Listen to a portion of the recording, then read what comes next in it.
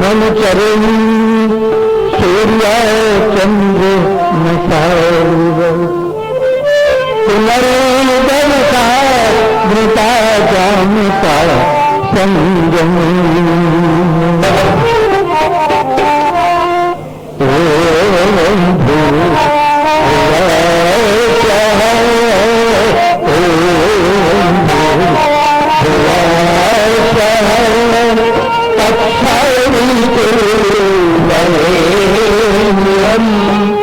भर्गो देवस्य धीमहि धियो यो नः प्रचोदयात्।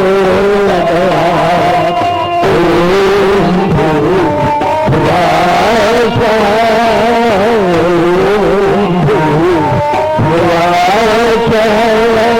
तत्सवितुर्वरेण्यं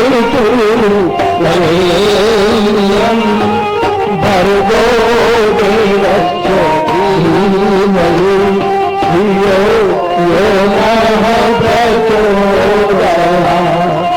तूने हमें उत्पन्न किया पालन करता है तू, तुझसे ही पाते प्राण हम, दुखियों के कष्ट हरता है तू। तेरा महान तेज छाया हुआ कभी स्थान, तेरा महान तेज है छाया हुआ सभी स्थान। सृष्टि की वस्तु वस्तु में तू है विद्यमान। सृष्टि की वस्तु वस्तु में तू है विद्यमान। तेरा ही धरते ध्यान हम मानते तेरी दया। तेरा ही धरते ध्यान हम मानते तेरी दया। ईश्वर हमारी बुद्धि को तुझे मार्ग पर चला, दाता हमारी बुद्धि को तुझे मार्ग पर चला। ओम भूर्भुवः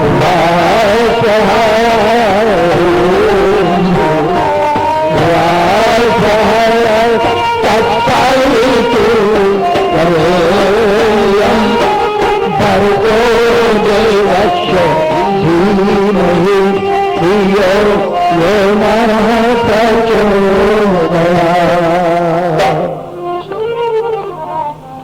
ये बच्चे ताली बहुत अच्छी बजाते हैं, लेकिन मेरे साथ मत बजाना, अच्छा? और ध्यान से सुनो। गाता रहा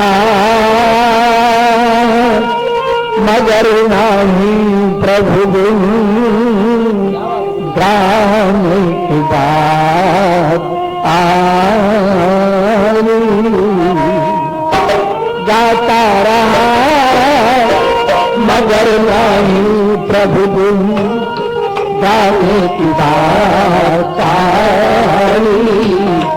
जाएगा कब तो कल गया अब तो तेरे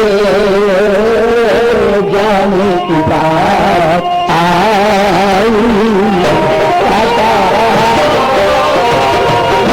नहीं प्रभु गाने की बात आई। जाएगा कपट क्या अब तो तेरे जाने की बात आई। गाता रहा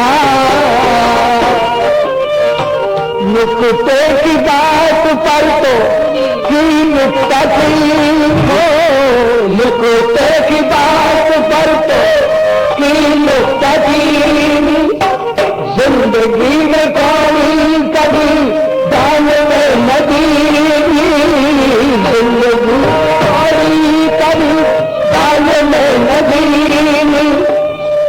जिंदगी में कोई कभी दान में लगी हो, बातों में खो गया तू जब राज जिंदगी का पाने की बात आई।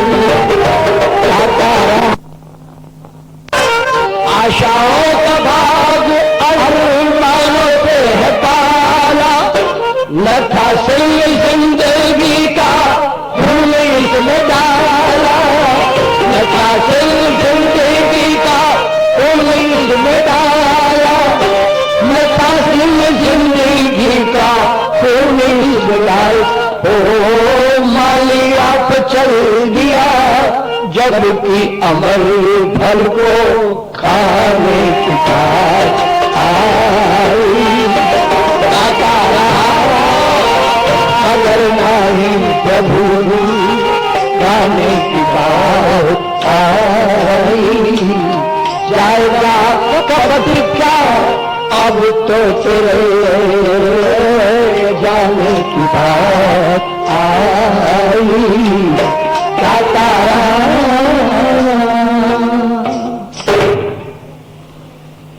आज की सभा के आदरणीय अध्यक्ष महोदय और आर्य समाज नया बाजार के प्रधान माननीय श्री जगदीश चंद्र जी सर्राफ और आर्य समाज कृष्ण नगर कॉलोनी के अध्यक्ष माननीय विद्यासागर जी और सभा के बहुत कुशल संचालक माननीय श्री प्रभाकर जी, प्यारे भाइयों, सज्जनों, माताओं, बहनों और छोटी छोटी बेटियों, बच्ची जो सामने बैठी हैं, ये बेटे बहुत शांत भाव से बैठकर सुनती है, पर चूंकि बच्चों को देर तक बैठने की आदत नहीं होती, इसलिए कठिनाई तो आएगी तुम्हें बेटा, क्योंकि बच्चा और बंदर अगर 10 मिनट चुप बैठ जाए तो समझो कोई बीमारी है इसके। बालक तो बैठा बैठा भी उछलता रहता है और कोई 80-85 साल का व्यक्ति बैठा बैठा उछलने लगे तो समझो हो लिया काम, ले चलो अस्पताल। इसलिए ये बच्चियां जो है बहुत अच्छी बेटियां हैं और इनके दिमाग में ताल बहुत है, तालियां बजाती हैं, पर मैंने कर दिया मेरे साथ मत बजाना बेटा, ठीक है ना। मैंने रात भी आपकी सेवा में निवेदन किया था कि आर्य समाज के मंच से जो बातें कही जाती हैं वो ठीक को ठीक कहा जाता है और गलत को गलत कहा जाता है। एक होते हैं सियाने लोग जो अपनी गलत को भी ठीक कहते हैं, दूसरे की ठीक को भी गलत कहते हैं, और चाहे कुछ भी ना जानते हो लेकिन ब्रह्म ज्ञान से नीचे उतर के बात ही नहीं करते। एक व्यक्ति ने मुझसे पूछा, बेगराज जी मुक्ति से जीव लौटता है कि नहीं? मैंने कहा भैया जाके देख ले, तबीयत लगे तो रुक जाइए, नहीं तो आ जाइए तो भी औरों के साथ। अगर जिस बात को मैं भी नहीं जानता, मुक्ति मामूली चीज है, उसे पूछ रहा है, तो आर्य समाज के मंच से तो उचित बात कही जाती है। राष्ट्रीय और ईश्वर भक्ति और समाज सुधार की, परिवार सुधार की सारी बातें आर्य समाज के मंच से कही जाती है। और रामायण सुनाते हैं, आपने मेरी ड्यूटी लगाई है कि मैं रामायण सुनाऊं आपको, तो रामायण में भी सारे सुधार भरे पड़े हैं। राष्ट्रीयता, सामाजिकता, आध्यात्मिकता, कौन सी ऐसी चीज है जो रामायण से हमें जिसकी शिक्षा नहीं मिलती? सब लोग चाहते हैं कि परिवार हमारे रामायण जैसे हो। आज भाई भाई में कितना बड़ा प्यार है, ये तो आप देख लो। और राम के परिवार में कितना प्यार था। आज पति पत्नी में प्यार रहता है, थोड़े दिन तो रहता है, जब शादी नई नई होके आती है ना, तब तो ऐसा लगता है कि ये दोनों सीताराम है, बस इनमें कोई फर्क नहीं। पर जैसे जैसे दिन बढ़ते जाते तैसे तैसे कलह भी बढ़ती जाती। क्या है हमारे परिवार, राम का परिवार तो मैं दिखा रहा हूं, और हमारा परिवार कैसा है, जहां भरता भुजंग समान पुंखा पुंकारत भामिनी भूति निभात कड़ी। भरता माने पति, भुजंग माने सांप। पति जब घर में आता है तो सांप की तरह फुंकारता है, और पत्नी ये भी 24 घंटे तैयार है, तेरे से मैं कोई कम नहीं हूं। मैं यहां की बात नहीं कह रहा, अपनी तरफ की बात कह रहा हूं, यहां ऐसा नहीं होता है। क्या है, भरता भुजंग समान फुंकारत भामिनी भूति निभाती खड़ी है। बापू में बेटे में गाली गिलोच छिड़ी बहू सासू में जंग कड़ी। दावे में कद्दे में भाइयों में है जो रानी जिठानी में डाह बड़ी है। तो बीच बिचाओ भी कौन करे जब सारे कुएं में बह करे। भी कौन करे सारे कुएं में भांग पड़ी। किसको कहेंगे, किसके पास फरियाद लेकर जाए। लेकिन यहां परिवार देखो, कल मैं क्या कह रहा था, राजा दशरथ बेहोश पड़े और कैकेयी दशरथ के पास ऐसे खड़ी है जैसे बाघिन अपने शिकार के पास खड़ी रहती है। और वो कहते हैं मैं तुम्हारे हाथ जोड़ता हूं, तो मेरी और राम की रक्षक बन जाओ। अपने बेटे को राज ले लो, पर राम को वन मत भिजवाओ। रानी अपनी जिद से नहीं हटती है। रात बीत गई, सवेरे सारा नगर महल के द्वार पर इकट्ठा हो गया। अब महाराज महल से बाहर निकलेंगे और राम को सम्राट घोषित करेंगे। कितना लोगों में सुख है, कितने लोग शीघ्रता कर रहे हैं, कितने राजी हो रहे हैं अपने राजा का दर्शन करने के लिए, अपने राम जैसे राजा को प्राप्त करने के लिए। नेताओं में कितना आकर्षण था, अब भी आकर्षण है वैसे नेताओं में। संसद पर हमला हुआ, आतंकवादियों ने किया, 8 नौजवानों ने अपने प्राण देकर के आतंकवादियों को मार दिया और संसद को बचा लिया। मैंने कहा संसद बच गई, अगर वो अंदर घुस जाते तो बड़ा गलत हो जाता। 2 आदमी बीच में से उठ के बोले बेगराज घुस ही जाते तो ही अच्छा था। नेता का प्यार उमड़ रहा है, घुस जाते तो ही अच्छा था। मैंने कहा तुम्हारा गुस्सा तो ठीक है, लेकिन घुस जाते तो इतिहास कलंकित हो जाता, इतिहास काला पड़ जाता। तुम चाहे जितने गुस्से में बातें करो, लेकिन इतिहास की रक्षा होनी चाहिए। सारा नगर द्वार पर खड़ा हुआ है और महाराज दशरथ के महल से निकलने की प्रतीक्षा बेताबी से की जा रही है, बेसब्री से। नहीं निकल रहे।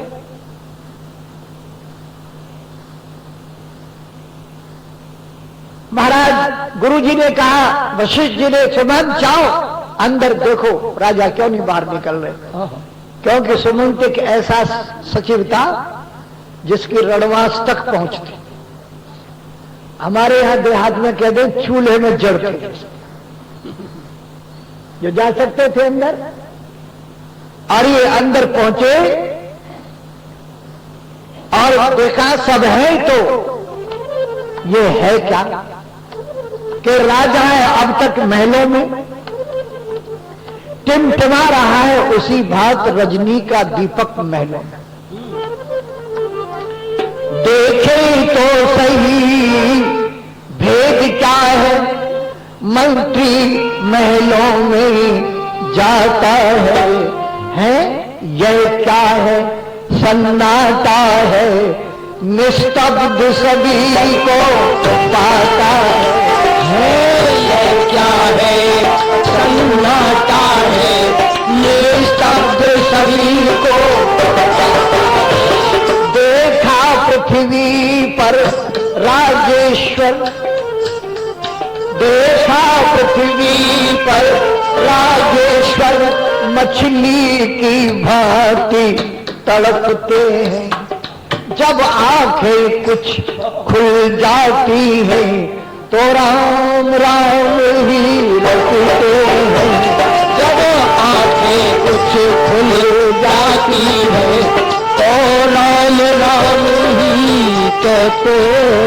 इतना ही नहीं और देखा वस्त्रों के टुकड़े टुकड़े हैं, फटता है कहीं कहीं पगड़ी, माला के मोती बिखरे हैं, फटता है माला के मोती। यह भी अवलों का सिरहाने, कई कई खड़ी है बाघिन सी, वह भी श्रृंगार विहीना है, भयदायिनी दुष्ट पिशाचों से। यह दृश्य देख मंत्री सुमंत हैरान हो गया, महलों में आया तलाश को राजा की, पर आप खो गया महलों में। आया तलाश में राजा की, पर आप खो गया महलों में। कुछ देर रुका, कुछ देर रुका, संभला पूछा कैकेयी से, माता ये क्या बाहर बजती है दुंदुभिया, उस जगह नजर आता है। बाहर बजती है दुंदुभिया, उस जगह नजर आता है क्या। सुमंत ने जाकर के कहा माँ के कैसे, माँ क्या है महाराज बेहोश क्यों पड़े हैं, और आप भी श्रृंगार विहीना खड़ी हो, बड़े तैश्व है, चेहरे का रंग बिगड़ा हुआ है, ये आज कश्मीर की सुंदर कली का मैं ऐसा चेहरा कैसे देख रहा हूं। रानी ने कहा सुमंत कहा जाओ राम को बुलाओ तुरंत, राम के आने पर सारा भेद खुल जाएगा। सुमंत बोले जो आज्ञा, और वो बाहर निकल कर जाते हैं। जहां श्री राम अपने मित्रों में बैठे बढ़िया बढ़िया वार्तालाप कर रहे थे। आजकल तो लड़के बढ़िया बात नहीं करते, आप जानते हैं जो करते हैं, और ये छोटे छोटे बच्चे कमाल करते हैं। हमारा पौत्र है छोटा सा, शायद मेरे ख्याल में चौथी क्लास में पढ़ता है, सबसे छोटा आदत हमारे घर में वही है। और वो कहता है पिताजी, मैंने कहा पता है आज कौन सी आ रही है। मैंने कहा कौन सी, क्या भाषा बोल रहे भैया, मेरे सिर में तो नहीं आ रही। बोले आप कुछ जानते भी हो। मैंने कहा हम कुछ नहीं जानते। बोले सनी देओल की आ रही है, सनी देओल की। आज ये बातें हो रही है, लेकिन जब राम के पास पहुंचे और चेहरा राम ने देखा सुमंत का कुछ उतरा हुआ सा, एकदम पूछा मंत्रीवर क्या बात है। बोले युवराज, महल में मां कैकेयी ने आपको तुरंत याद किया है। ऐसा सुनते के साथ और राम ने भी एक पल की देर नहीं लगाई। मां का आदेश है तो तुरंत महल में पहुंचे और जाकर के महल के अंदर महाराज को प्रणाम किया। बेहोश पड़े थे राजा दशरथ। राजा ने प्रणाम का बहनों बेटियों जवाब नहीं दिया। राम दुखी हो गए। आशीर्वाद की ध्वनि की इच्छा कर रहे हैं राम, और उस समय पर बोले मां कैकेयी के चरण स्पर्श किए, आशीर्वाद लिया। बोले मां मेरे पिताजी मुझसे नाराज हैं क्या? बोल क्यों नहीं रहे हैं? शांत पड़े, चुप। क्या अपराध हुआ है मुझसे? मुझे याद नहीं आ रहा। मुझे कोई मेरे से कोई गलती हो गई है जो मुझे ध्यान नहीं है।